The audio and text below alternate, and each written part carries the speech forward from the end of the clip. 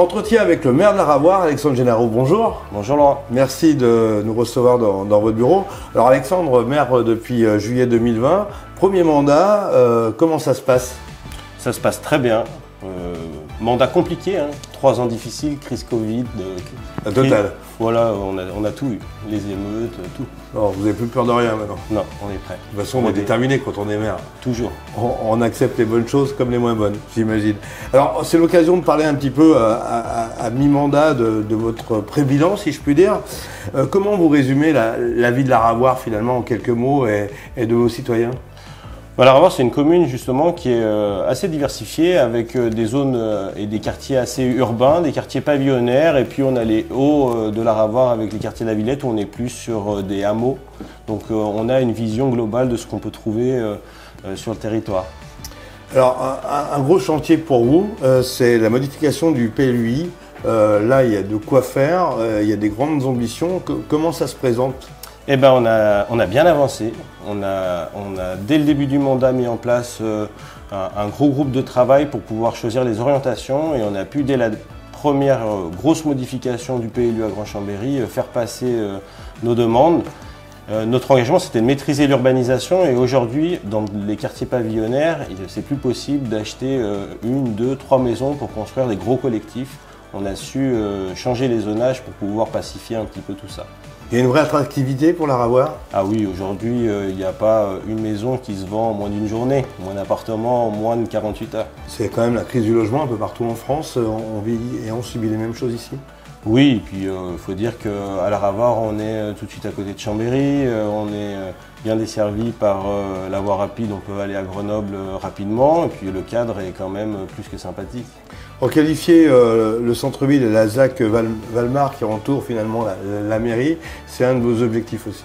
Oui, alors moi je dois aussi assurer la suite de mes prédécesseurs et donc en 2008 puis après en 2011 a été signé un contrat de requalification du centre-ville de la Ravoire, centre-ville qui a vu le jour dans les années 70 et qui devait justement essayer de se moderniser. L'idée de mes prédécesseurs c'était de reconstruire la ville sur la ville.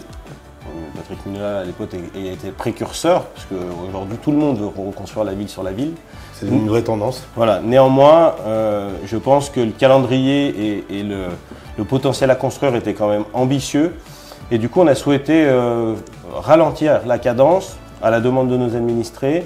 On a renégocié notre contrat de manière à pouvoir nous donner un petit peu plus de temps, construire et contribuer à la production de logements, parce que c'est important de pouvoir produire du logement, mais pas à n'importe quel prix.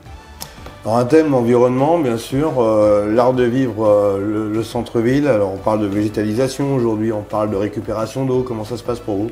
On a 1000 paquets. Aujourd'hui, on n'a pas un nouveau projet qui sort si on ne met pas par exemple des récupérateurs d'eau, alors de grosses quantités, on parle de 15-20 mètres cubes. Donc notre terrain de rugby a été équipé. Dans nos cours, quand on végétalise une cour d'école, on en profite aussi pour faire des travaux pour enfouir des récupérateurs. On s'est rendu compte cet été, on a une capacité d'à peu près 100 mètres cubes de récupération d'eau et cet été, on était bien content de les avoir installés. Ah bien sûr, c'est un peu la crise de l'énergie. J'imagine que là-dessus, vous avez pris des virages. Alors on a changé nos habitudes. On a demandé à notre tissu associatif, à nos agents de revoir aussi leurs habitudes. On a pris une décision de revoir aussi l'éclairage nocturne. Donc aujourd'hui on a mis en place une extinction de minuit à 5 h du matin. Mine de rien c'est 30% d'économie d'énergie sur ce poste-là et il n'y a pas de petite économie en matière de gestion de l'énergie. On parle souvent emploi et commerce dans une commune. Il y a de la vie chez vous, c'est une chance. Comment vous voyez les perspectives? Alors on a la chance d'avoir 2 zones économiques dynamiques, une troisième qui est un petit peu plus industrielle. C'est pareil que pour le logement, c'est la crise du foncier. On a énormément d'entreprises qui souhaitent s'installer sur la commune ou des entreprises qui souhaitent se développer sur la commune, qui veulent grandir. On essaie de les accompagner au mieux. J'ai d'ailleurs décidé de remettre en place une élue en charge de l'économie sur ma commune, alors que la compétence est à Grand-Chambéry, de manière à pouvoir faire le lien entre les entreprises, l'agglomération et Chambéry Grand Lac Économie. On ne peut pas vous rencontrer aujourd'hui sans parler de sécurité. Vous avez subi quand même de grosses dégradations, ne serait-ce qu'à la mairie et sur un des bâtiments communaux. Comment vous avez vécu ça? Comment vous vous organisez autour de ça? Alors c'est toujours un gros choc. de voir sa mairie attaquée, parce qu'il n'y a pas d'autre mot que de dire que la mairie elle a été attaquée. Après, il ne faut pas faire une généralité. Aujourd'hui, à La Ravoire, on a une équipe de police municipale qui fonctionne bien, qui est proche de ses habitants, qui sanctionne quand il faut sanctionner et qui est très vigilant quand certains petits actes de délinquance ou de dégradation. Donc on est toujours présent et à l'écoute. Je pense que l'épisode qu'on a traversé est avant tout un épisode national plutôt qu'un épisode local qui est révélateur d'un climat plutôt inquiétant sur La Ravoire. D'ailleurs, je salue les forces de police qui ont déjà pu arrêter une personne qui est sous les verrous.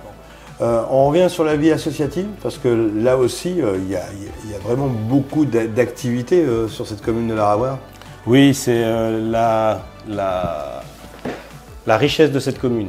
C'est d'avoir énormément d'associations, d'avoir des bénévoles qui sont dynamiques et qui nous proposent une diversité d'activités, que ce soit des activités culturelles, des activités sportives.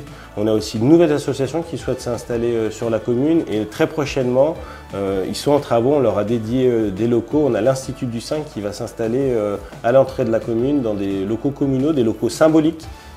C'était l'ancienne école et l'ancienne poste de la commune. Ces locaux sont en cours de rénovation et on va pouvoir accueillir toutes les personnes qui sont malheureusement atteintes d'un cancer ou qui sont en rémission. On parle un peu culture et événements, puisque vous avez une belle salle qu'on connaît bien, la salle culturelle Jean Blanc. Il s'en passe des choses. Oui, alors on a une belle programmation culturelle, ça a très bien fonctionné en 2022, c'est l'après-Covid, c'est la saison de référence pour nous sur ce mandat, parce que 2020-2021 ont été des saisons calme, plutôt tronquées. 2022, plusieurs milliers de spectateurs avec des taux de remplissage très satisfaisants. Alors vous faites partie de ces nouvelles générations de maires, finalement, vous êtes chef d'entreprise quand vous n'êtes pas maire, c'est quand même une double activité. C'est quoi le lien entre les deux ?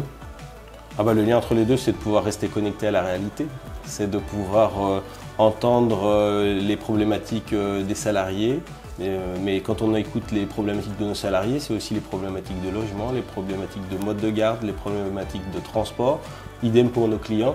Donc ça nous permet aussi d'avoir un autre son de cloche, parce que c'est vrai que des fois, en mairie, on a souvent beaucoup d'habitants qui viennent nous voir pour nous solliciter. On a beaucoup d'habitants qui n'osent pas venir nous voir et du coup, on a du mal à mettre le curseur sur les bonnes demandes au bon endroit. Donc là, ça nous permet vraiment de se réajuster et de doser. On se rappelle de l'élection, c'était un petit peu tendu. Aujourd'hui, vous avez pris votre place. Quelle est votre meilleure satisfaction ? Ma meilleure satisfaction, c'est de pouvoir tenir la feuille de route. Je suis content parce qu'on a juste avancé, on est à mi-mandat et la feuille de route est plutôt bien engagée. On avait prévu de faire des grands investissements, un stade de rugby, une médiathèque. Donc le stade de rugby va être livré dans les prochains jours. La médiathèque est en cours de réalisation de plans. En tout cas, on va sélectionner la maîtrise d'œuvre. On voulait revégétaliser la place d'Hôtel de Ville, ça sera pour cet automne. On s'était engagé à baisser les impôts. Et on l'a fait dans la première année du mandat et on va continuer à le faire pour terminer en 2025.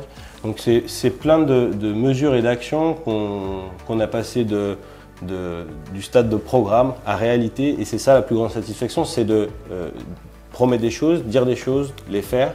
Après, il y a peut-être des choses qu'on n'arrivera pas à réaliser pour X ou Y raison. On saura expliquer pourquoi à nos administrés. Il y en aura, à mon avis, très peu. Pour terminer, j'ai l'habitude de poser une question toute simple. Qu'est-ce qui vous anime le matin quand vous vous réveillez ?